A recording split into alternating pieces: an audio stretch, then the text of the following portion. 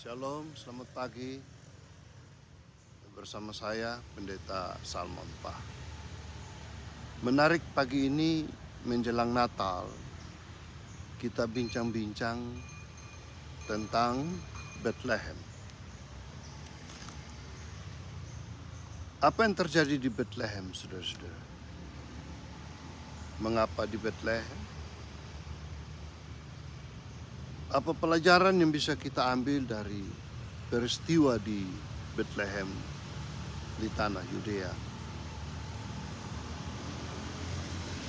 Saudara-saudara, untuk mewujudkan suatu mimpi yang besar, sebuah visi yang besar, itu tidak mudah. Tapi melalui peristiwa Bethlehem kita akan belajar bagaimana cara Allah, strategi Allah dalam mewujudkan misi penyelamatan dunia ini. Jadi saya kasih tema bincang-bincang kita adalah From Bethlehem to the World. Dari Bethlehem ke seluruh dunia.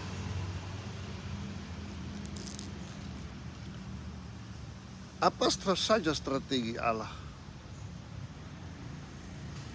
yang dibuat sehingga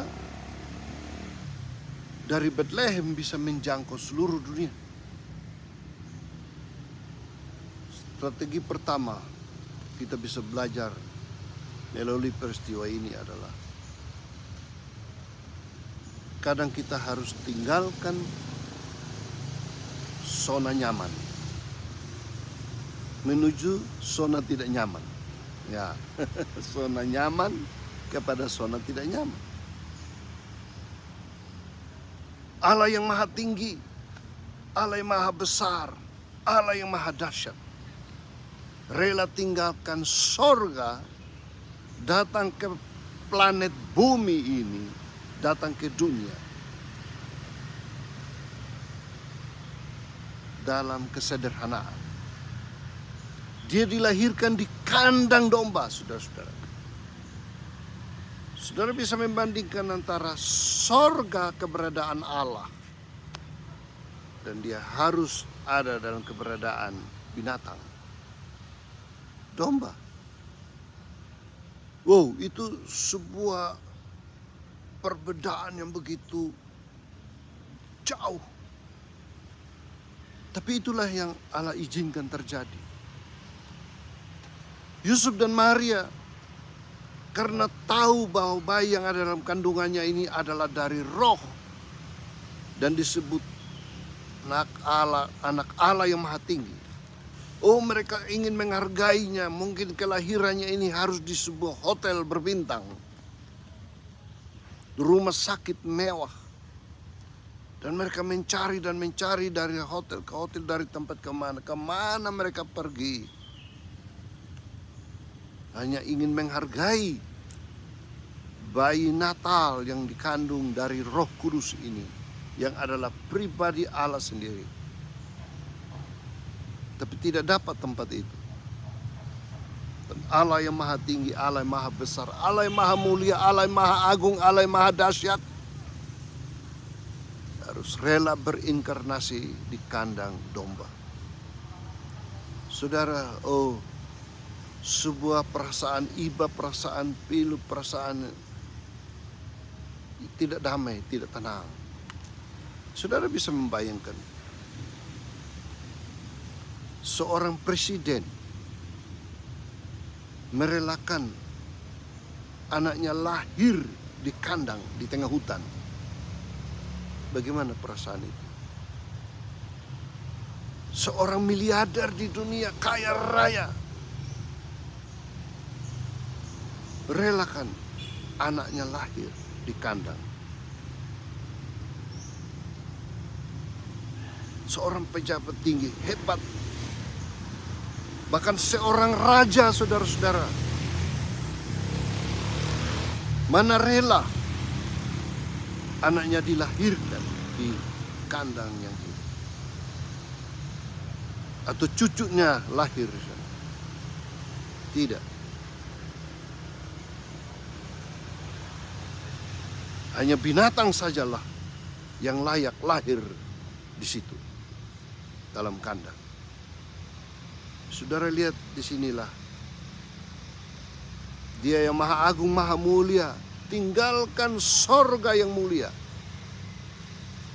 Dia datang, tinggalkan zona nyaman. Dia datang dan rela lahir di kandang. Strategi Allah untuk penyelamatan dunia dimulai dari kandang Bethlehem. Sesuatu yang menarik, bukan?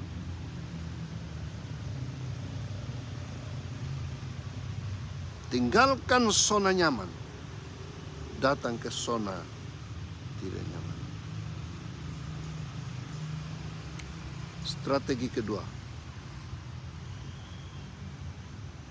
dia Allah rela merendahkan diri. Dia rela merendahkan diri menjadi sama dengan manusia. Dia taat nantinya juga dalam kerendahan dirinya, taat sampai mati di kayu salib. Tidak mengurangi kealahannya, walaupun dia lahir di kandang. Simbol kerendahan hati, bukan? Kita kalau mau menjangkau dunia, kita harus hati kita harus dibentuk dulu untuk memiliki kerendahan hati. Kita mau melakukan hal-hal besar berdampak bagi banyak orang. Diri kita harus dibentuk untuk memiliki kerendahan hati. Orang yang rendah hati, dia rela menerima keadaan apapun juga. Orang yang rendah hati, dia rela berkomunikasi dengan siapa saja. Saudara lihat bahwa di kandang itu tidak ada siapa-siapa. Dikunjungi lagi oleh orang-orang rendah. Gembala domba di padang. Sebuah kerendahan hati. Memang nantinya dikunjungi oleh 3 orang majus, orang-orang pandai. Itu pun karena mereka dipimpin oleh Tuhan untuk menyaksikan itu. Dan orang-orang pandai ini juga belajar kerendahan hati itu. Allah rela datang merendah menjadi manusia. Mereka yang pintar, mereka yang pandai sekalipun harus belajar rendah hati, datang ke kandang. Zaman sekarang banyak orang pintar, orang hebat, saudara, wadah, suruh pergi ke desa-desa, ke pelosok, enggak mau. Tapi orang yang dipanggil Tuhan untuk pergi menyampaikan misi Allah, dia rela pergi kemanapun Tuhan utus. Suatu contoh kerendahan hati. Untuk menangkan dunia ini, belajar kerendahan hati. Itu sangat penting. Tuhan membenci orang sombong, tapi dia mengasihi orang yang rendah hati.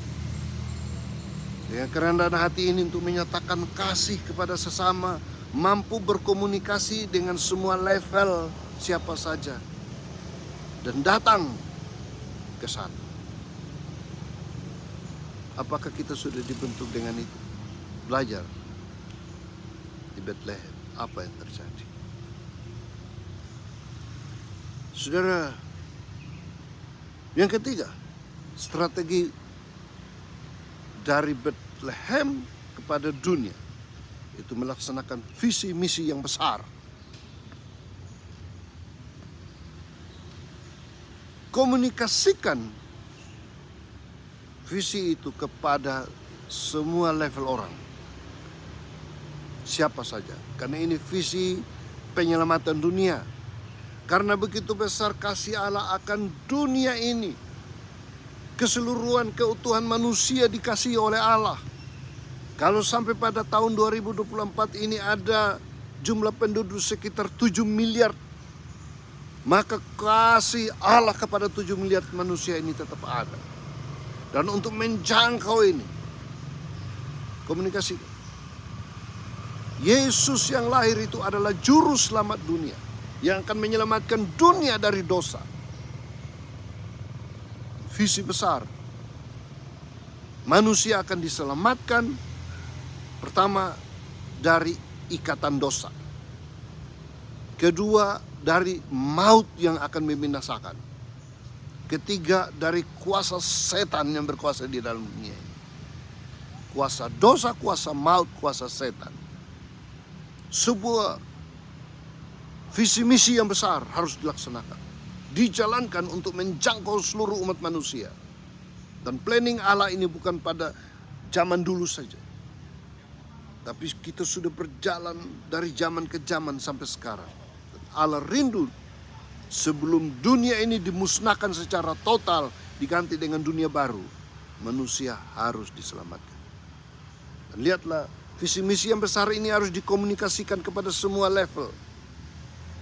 Dari para gembala itu adalah orang-orang yang sederhana. Yusuf dan Maria orang-orang muda yang dipakai Tuhan.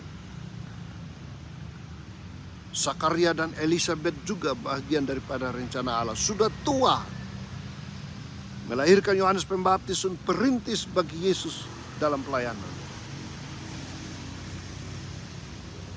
Dan para majus, orang pandai.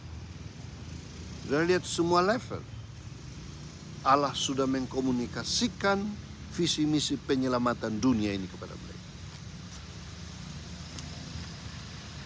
Untuk meyakinkan mereka semua, itu disertai dengan tanda-tanda ajaib. Didatangin malaikat.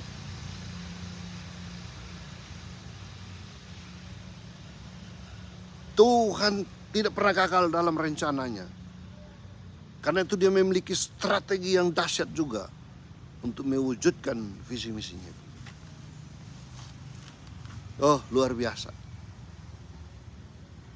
Ini terjadi, disaksikan sejak awal pada kelahiran Yesus. Yusuf dan Maria pada waktu itu tercengang-cengang dengan kedatangan para gembala yang menceritakan bagaimana sebuah pengalaman indah didatangin malaikat dengan berita-berita berkaitan dengan bayi Natal itu. Para majus juga datang menyaksikan betul lahir seorang anak. Dan mereka mengaitkan dengan nubuat-nubuat dalam Alkitab. Dan dikaitkan dengan pengetahuan mereka melihat tanda bintang. Meyakinkan. Yusuf dan Maria tercengang-cengang mendengar semua cerita itu. Menyaksikan bahwa bayi Natal ini bukan sembarang bayi. Nah itu saudara-saudara, dahsyat bukan? Itulah yang terjadi di Bethlehem. Belajar di Bethlehem, kita dapat mewujudkan visi misi besar di tengah-tengah dunia ini. Apakah Anda rela tinggalkan zona nyaman Anda demi mewujudkan visi misi Allah yang besar? Apakah Anda rela memiliki kerendahan hati untuk mewujudkan visi misi Allah yang besar di dunia ini? Apa Anda rela mengkomunikasikan kepada semua orang tanpa memandang rupa dari suku bangsa manapun tentang misi penyelamatan Allah ini? Ayo, from Bethlehem to the world. Saat ini, saat Anda mendengar refleksi ini, dimanapun Anda berada, start dari tempat Anda kepada dunia. Anda ada di kota, Anda ada di desa, dimanapun Anda berada. Start dimulai di mana Anda berada. Bersama Tuhan, arahkan visi Anda ke seluruh dunia. Start pertama menuju dunia, sederhana. Anda pasti bisa. Mulailah dengan berdoa. Berdoa bagi keselamatan bangsa-bangsa. Berdoa buat hamba-hamba Tuhan yang tersebar di seluruh mancanegara ini. Berdoa buat pelayanan-pelayanan yang sedang terjadi di belahan dunia ini. Dengan kuasa doa Anda, mujizat terjadi. Allah sedang bekerja di seluruh dunia. Saudara, karya Allah yang dahsyat di seluruh dunia, itu terjadi setiap detik, setiap menit, setiap jam, setiap hari, setiap tahun. Mata kita, mata yang terbatas, tidak bisa melihat tembus seluruh dunia. Tapi setiap saat itu ada mujizat terjadi. Mungkin ada orang sakit yang disembuhkan, ada orang lumpuh yang berjalan, ada orang buta melihat, orang tuli mendengar, ada orang stres dengan bermacam-macam masalah lepas. Tuhan sedang bekerja di seluruh dunia ini. Sedang bekerja juga di mana Anda berada. Dan Tuhan mau memakai Anda dimanapun. Ya, saya cukup semangat dengan ini. Karena saya tahu rencana Allah ini belum selesai. Dan Yesus sendiri setelah bangkit, dia katakan apa? Segala kuasa di sorga dan di bumi diberikan kepadaku. Karena itu pergilah, jadikan semua bangsa muridku. Amanat agung ini belum selesai. Endingnya kapan? Dia katakan, aku menyertai kamu senantiasa sampai akhir zaman. Karena belum akhirnya zaman, Tuhan masih izinkan di generasi sampai pada generasi Anda dan saya ini, Allah masih berkarya untuk misi penyelamatan bangsa-bangsa. Wow. Mari join dengan visi misi besar Allah ini. From Bethlehem to the world. Oke? Semangat, semangat, semangat, semangat, semangat. Tuhan memberkati Anda. Menyertai Anda dimanapun Anda berada. Kasihnya, kuasanya, pertolongannya, berkatnya, mujizatnya masih ada.